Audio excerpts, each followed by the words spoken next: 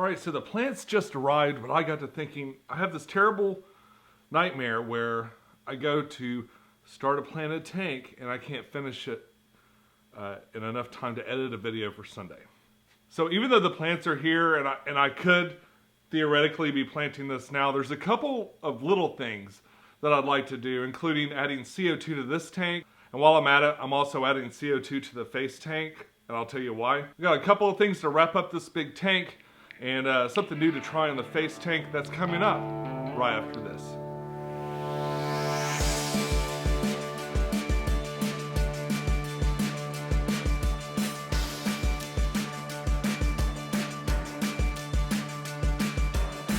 Hey YouTube, this is Pecktec, and yes, I had planned on planting today, and in theory, I could plant today, but I was, like I said, I was really paranoid that I would not be able to finish the planting in time to really do a video. And at any rate, right after you plant, it's real cloudy in the water and stuff like that. I've been soaking some manzanita wood in my 55, and I got a nice little preview of how cloudy the water can get. It's pretty nuts. So what I thought might be better is if I shoot maybe a shorter, quick video about CO2 that everybody always has questions about, and a couple of other little things just to kind of catch up on where we're at with the 210. Then on one of my last days off on New Year's Day or something like that, I'm going to try to plant this thing out and get it all set and have a really good video for you next week. So I've got my big box of plants from H2O Plants that literally arrived minutes ago. Also, I have a bucket of plants from my buddy Daniel, who's coming over tonight to play some X-Wing. And beyond that, I got plants literally all over the place. I've got packed plants that I've stashed away just to put in here. I've got my little secret garden underneath the tank that I'm going to dismantle as I plant in here. And I've got big bushes of plants all around. So planting this thing, I'm anticipating is going to take hours. I mean, normally when I do a planted tank, it's over really in just a few minutes. It's almost disappointing because it happens so quick. Yeah, with a small tank, there's only so much you can do. So my normal philosophy is just to plant less and then let it grow in. And so I'll be definitely doing something different than I usually do in here. But I'm really excited to see where everything goes, and I can't wait to take you guys along for the ride. Now, I was on the fence. It's like, do I want to add CO2? Do I want to try to keep CO2 in this tank? But I don't have to look much further than this tank to know that in the long run, it just works out better. The other thing I have to point to is the tank upstairs, my 20-gallon Into the Woods tank. I was really on the fence about adding CO2 to that. Like, pressurized CO2, it adds a lot of extra expense to an aquarium, but it's mostly up front. Like, refilling CO2 canisters isn't super expensive unless you have a lot of them. There's ways to mitigate that. I was watching Corvus's channel the other day, and he had a CO2 regulator that had many hoses off of it, which would be great if you had a fish room. I could definitely see myself running lines all over the bonus room upstairs. And using a lot of the same materials when I compare it to stuff like the face tank, for instance. When I compare what are basically the same materials with another tank that I planted without CO2 and extra light and stuff, it's just, I mean, the difference is huge. I've always kind of bragged that I don't use CO2 and I don't use ferts that often and all that, blah, blah. And you can do that. You can absolutely do that, especially if you keep Anubis, which I tend to keep a lot of. But even it does so much better with CO2. I mean, it's just funny. So what I'm trying to say is you don't have to grow plants with CO2, but boy, if you decide to, and you do it right, you're going to be happy. I mean, it's not even fair. It is literally steroids for your plants. Okay, so now that we're all on the same page as to why I'm going to use CO2, I want to tell you what I got. Now for this tank, it's big enough I want to get a little bit larger CO2 canister. I got an aluminum canister like this on Amazon for around $60. When you get them, they're all shiny and new, and depending on which gas place you go to, you might not get your canister back though, so don't get attached to it. It's more like buying into this trade-in thing. That's the way the gas companies like to do it. They don't want to sit there and fill up your can. They want to have cans filled up that you bring one in, you exchange it for another one, because generally these are hidden, so who cares what they look like. I did ask the guy at the gas store where I got this filled up. I asked him how much it would be to get one. He said around $70, so I did save $10 by getting it on Amazon. As far as how long a canister like this works, I'm not really sure. I mean, you can look back. I added CO2, this exact same size canister, I added to this guy, And that was years ago when I shot that video, and this thing is not close to done. And I keep a decent amount of CO2 running through it. I mean, 2 or 3 bubbles a second. So I've been really shocked at the longevity of that. I know this thing won't last that long. I'm gonna have to really pump it up to like get the CO2 level intense enough for this to work or be really effective. But a tank this size should last a pretty decent amount of time. Now back on the tanks, if you have a little nano tank, you might be able to get just like a little 95 gram, 45 gram CO2 bottle like this. And a lot of times they'll come in a little caddy or something where you can hang it or you can prop it up. And with this type of CO2, you'd be like slowly like turning it on manually and then turning it off manually, which I don't like. You can buy solenoids and more sophisticated things to work with these. But I find that these paintball ones that are a little bit smaller are kind of a pain to work with. So when I went to set up one for the face tank, I decided to use this. This is exactly what I used for the 20-gallon upstairs, and it's got like a regular size. It's got a regular size opening. It can be refilled, and it's a pretty decent size without being enormous like this other one. I got 2 of these regulators. They're not terribly expensive. I think it's like $56 for one of these, and I've got one actually for this little tiny tank and the exact same one for this tank. I'm not sure if this regulator is really too small to put on this bigger tank. Like it'll fit, like the fitting will fit, but hopefully it can take the pressure of the bigger tank. There's almost no information on their little information sheet. I went ahead and I tried it out on the smaller tank, on the face tank first, and it seems to be working okay. To measure the CO2 content, I'll use this little drop checker. This gives you a good idea of what the content of your CO2 is. It takes like 2 or 3 hours for it to really take effect. But it's a decent CO2 level monitor that's kind of always there and always going to kind of give you an idea of what's going on in your tank CO2 level wise. This does work on kind of the green, blue, yellow color indicator, so if you're colorblind, this isn't going to work for you. So I'm also adding CO2 to the face tank that I just set up. I've been kind of ignoring it. I haven't really been looking over there that much. I had like the lucky Inler that made it his way in there, and I'll kind of drop some food in. And I'll look over there every now and then, but I've been so preoccupied with this and Christmas and all the other stuff going on that I've completely kind of overlooked this tank. And so when I went to do a water change the other day, I noticed that it had just gone to algae town. You might remember with the 20-gallon, when I did an update on it, I got this weird kind of gooey algae. Well, I got the opposite of that. I got the black hair algae. This stuff is insidious. It's terrible, terrible to fight this stuff. I mean, I was this close to just pulling up all the plants and starting over again. But instead, what I decided to do is pull up the Inler and drop him off in another tank and do some experiments. I've never really used CO2 or chemical CO2 to directly battle algae. It's just a concept that never really made sense to me. But now that I have the perfect opportunity, I decided to try. But I'm also not going to play fair, because now the tank's empty, just plants that algae in that face that stares at me in judgment. So what I decided to do is a little bit of chemical warfare as well.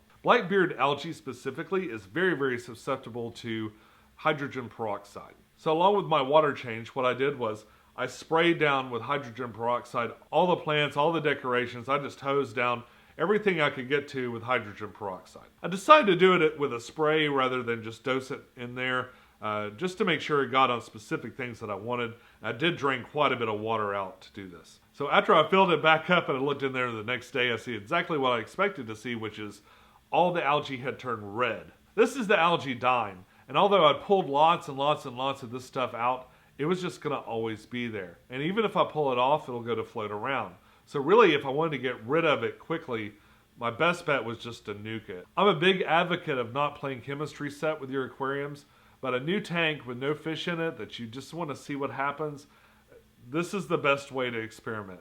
My plants are fine. They're going to live through it just fine.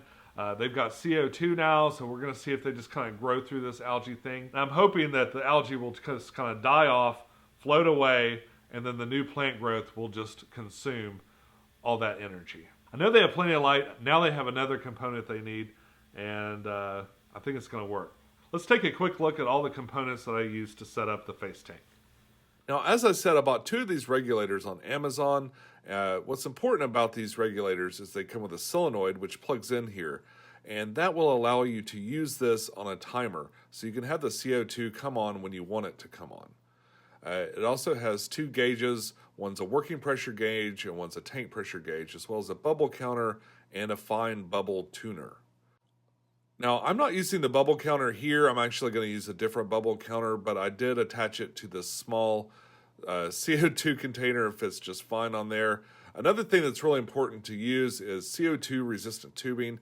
It's just a little bit more sturdy than regular tubing and won't break down from the CO2 gas. Now, attached to that hose, I have, of course, a check valve to keep the water from going down into the mechanisms, and a really small acrylic bubble counter. This is just an inexpensive bubble counter to kind of measure the amount of CO2 going in. We've got this new diffuser that I've never used before. It's really cool. It's made of metal. It's kind of designed for this rimless tank. It'll just clip right on there. But it seemed like a neat and sturdy CO2 diffuser, and as you see, it just fits right on there. So be sure to tune in for an update on this little tank. Hopefully the CO2 will make this a much more vibrant tank and maybe help with that algae a little bit, but only time will tell.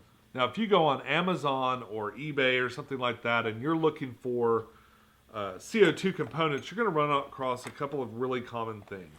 And this is like a little glass CO2 set that is great for a little nano tank or something like that, but they all have the same common things, and that'll be like a bubble counter. And what this will do is you'll put a little bit of water in this, and as the CO2 bubbles up, it tells you exactly how much CO2 is going in. It's just a way to measure the CO2 going into your tank. These things, of course, always come with suction cups. Sometimes you'll see this little thing. This is to get either that air tube nicely over a rimless tank or a rim tank that's really narrow, or it helps you do a really solid U. So a lot of these things mount from the bottom, so you could use this to turn that hose around and get it going up the other direction so you can mount it properly. The other thing you always should see in a kit like this is going to be a check valve. So you just want one of those on your airline, usually towards the top is what I like to do, and it'll keep any of that water from siphoning its way back down. And the last thing that you typically see in most of these is a diffuser. This has a little piece of porous, I think it's ceramic, I could be wrong, on top, and the air pressure builds up inside, the CO2 bubbles up inside of here, and it builds up pressure, and then it shoots out fine, small little bubbles, as small as possible. And the reason you want really small bubbles is you want a whole lot of surfaces for that CO2 to do that gas exchange and kind of work its way into the water. You're basically just trying to dissolve as much of that CO2 into the water as you can.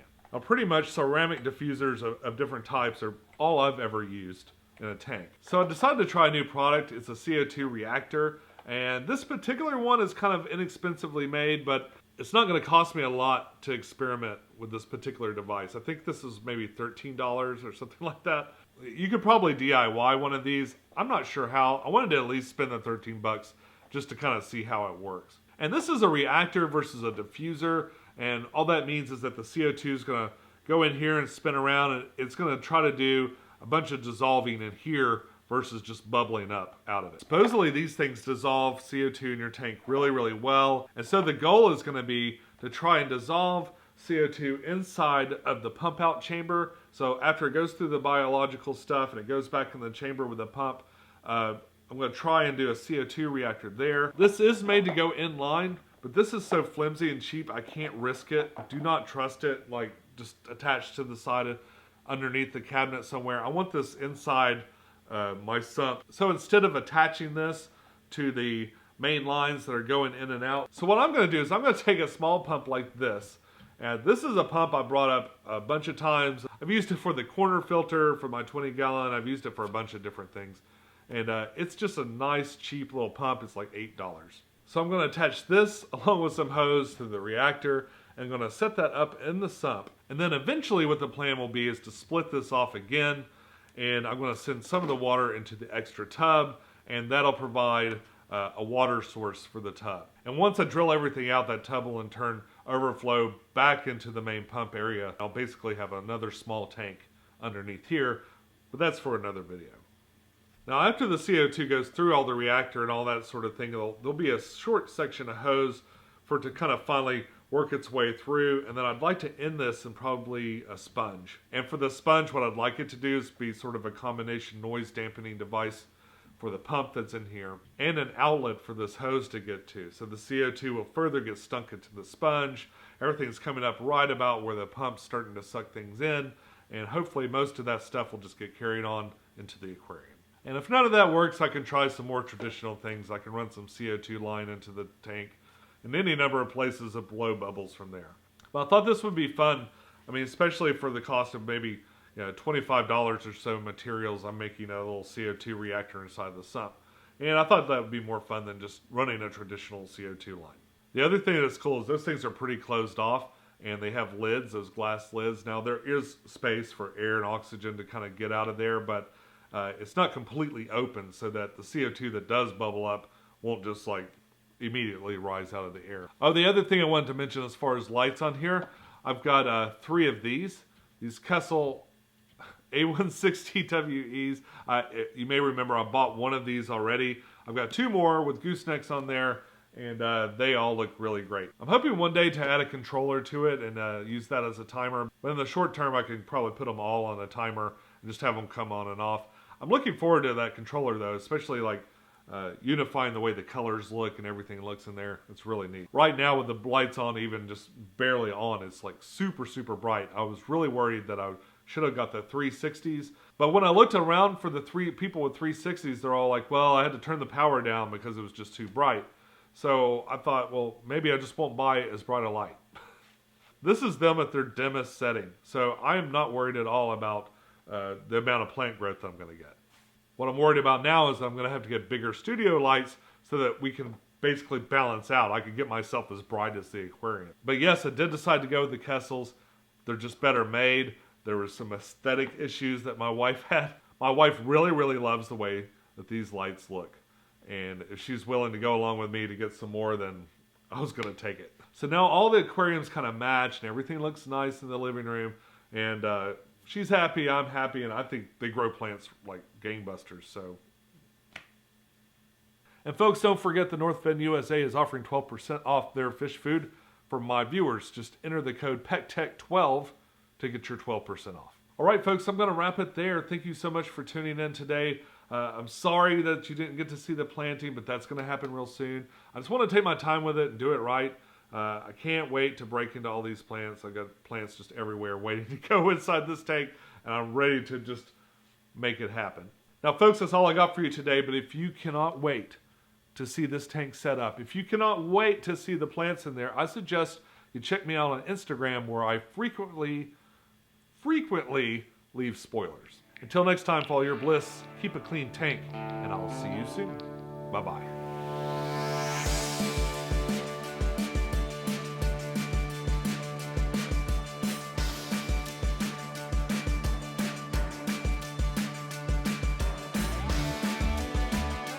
I suggest you check me out on Instagram. Well, I'm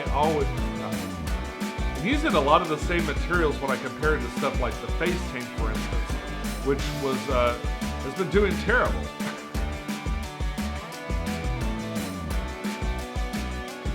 If you go on, it's literally steroids. But a tank this size, I lost. But it's a good kind of 24-hour monitor for how your CR. But it's a pretty decent